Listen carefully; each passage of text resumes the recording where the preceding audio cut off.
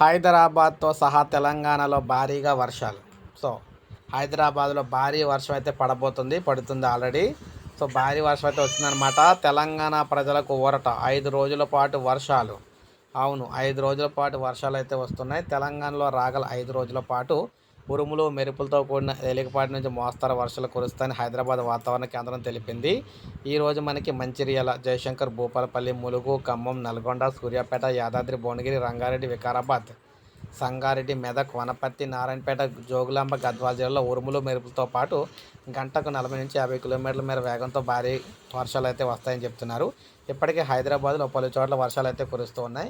ఈ 5 రోజుల పాటు ఆయా జిల్లాలకు వాతావరణ శాఖ ఎల్లో హెచ్చరికలు కూడా జారీ చేసింది. మొత్తంగా చూసుకున్నట్లయితే మనకి ఈరోజు ఆల్రెడీ హైదరాబాద్లో వర్షం అయితే భారీ వర్షం అయితే పడుతుంది. మిగిలిన జిల్లాల్లో కూడా వర్షాలు అయితే వస్తున్నాయన్నమాట. సో ప్రజలందరికీ అలర్ట్ అయితే జారీ చేయడం జరిగింది. సో ఇంకా భారీ వర్షాలు వచ్చే అవకాశం ఉంది కాబట్టి ప్రతి ఒక్కరు అప్రమత్తంగా ఉండండి. ఒక లైక్ చేయండి, సబ్స్క్రైబ్ చేసుకోవద్దు, మన ఛానల్ సబ్స్క్రైబ్ చేసుకొని ఫాలో అవుతారు.